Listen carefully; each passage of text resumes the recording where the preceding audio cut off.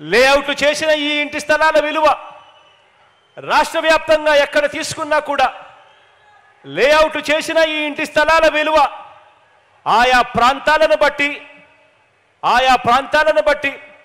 2.5 లక్షల నుంచి 15 లక్షల దాకా లేఅవుట్లు చేసి ఇస్తా ఉన్న ఆ అక్క చెల్లెమ్మల ఇంటి స్థలం విలువ ఆయా ప్రాంతాన్ని బట్టి రాష్ట్ర వ్యాప్తంగా ఉంది.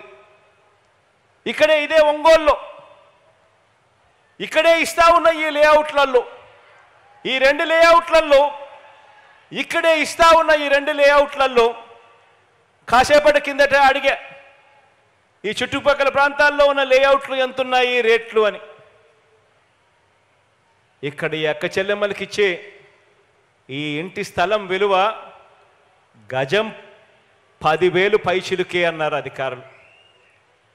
ఈ అక్క చెల్లెమ్మలకి ఇచ్చే ఇంటి స్థలం విలువ అక్షరాల 6 లక్షల పైపాటే అని చెప్పి అంటా ఉన్నారు. ఈరోజు ఈ 2 లేఅవుట్లలో ఇచ్చే అక్క చెల్లెమ్మలకి ఇచ్చే ఉట్టి స్థలం విలువే 6 లక్షల రూపాయలైతే ఇందులో రేపొద్దున 2,70,000 రూపాయలు ఖర్చు చేసి ఇల్లు కట్టించి ఆ తర్వాత దీంట్లో రోడ్లు, డ్రైనేజీలు, కరెంటు, నీళ్లు ఇటువంటి సదుపాయాలన్నీ కల్పించడం కోసం మరో 1 లక్ష రూపాయలు ఖర్చు చేస్తూ ఈ ఇల్లు పూర్తయ్యేసరికి నా ప్రతి అక్క చెల్లెమ్మ చేతిలోనూ ఈ ఒంగోలులో ఈ ఇంటి విలువ అక్షరాల 10 లక్షల పైమాటే అని చెప్పి కూడా చెప్పడానికి సంతోషపడతా ఉన్నాను, గర్వపడతా ఉన్నాను. అక్క చెల్లెమ్మలను లక్షాధికారి కాదు మిలియనియర్లుగా చేస్తా ఉన్నాం. మిలియనియర్లు అంటే 10 లక్షలాధికారులుగా జరుగుతూ ఉన్నాయి. రాష్ట్ర వ్యాప్తంగా 31 లక్షల ఇళ్ల స్థలాలలో ఇళ్ల నిర్మాణాన్ని కూడా మనందరి ప్రభుత్వమే వేగంగా అడుగులు వేస్తూ ముందుకు పూర్తి చేస్తూ ఉంది. ఇంతకుముందు నేను చెప్పా, ఒంగోలు గురించి చెప్పా, రాష్ట్ర వ్యాప్తంగా కూడా తీసుకున్నా కూడా ఇంటి స్థలం విలువ ప్రాంతాన్ని బట్టి 2.5 లక్షల నుంచి 15 లక్షల దాకా పలుకుతా ఉందని చెప్పి ఈ కడతా ఉన్న ఈ ఇంటి స్థలాల విలువ అక్కడ ఎప్పుడైతే ఇల్లు కూడా పూర్తవుతాయో మరో 2,70,000 పెట్టి ఇల్లు కూడా పూర్తవుతుందో ఆ రోడ్లు, డ్రైనేజీలు, నీళ్లు ఇటువంటి సదుపాయాలతో లేఅవుట్ కూడా ఎప్పుడైతే ఇల్లు పూర్తయ్యేసరికి అది కూడా కొద్దిగా అటు ఇటుగా అవి కూడా వేగంగా అందుకుంటాయో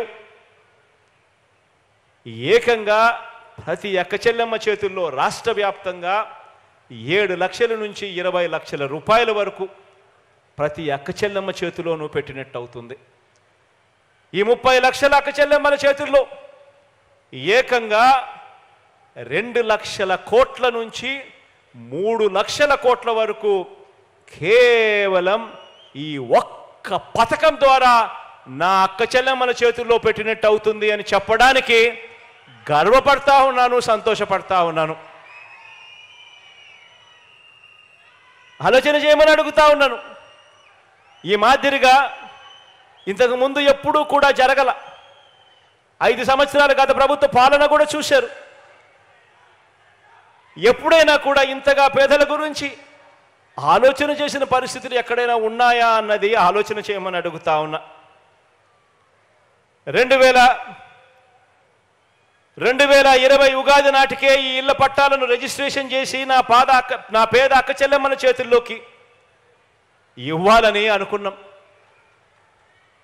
2020 ఉగాది నాటికే నా అక్క చెల్లెమ్మల చేతిలో ఇవన్నీ చెయ్యాలనుకుంటే మంచి కోసం యజ్ఞం జరుగుతూ ఉంటే రాక్షసులు అడ్డుకునేవారు అని చెప్పి గతంలో పురాణాలు చదివేటప్పుడు మనం అంతా కూడా విన్నాం. అలాగే మన పేదలకు 2014 నుంచి 2019 వరకు గతంలో ఉన్న చంద్రబాబు నాయుడు గారు ముఖ్యమంత్రిగా గతంలో ఈయన ముఖ్యమంత్రిగా ఉన్నప్పుడు, సీఎంగా ఉన్నప్పుడు ఒక్క పేదవాడికి కనీసం 1 సెంటు స్థలం ఇచ్చిన పాపాన పోలేదు. ఒక పేదవాడికి కనీసం 1 ఇంటి స్థలం ఇచ్చిన పరిస్థితులే లేవు.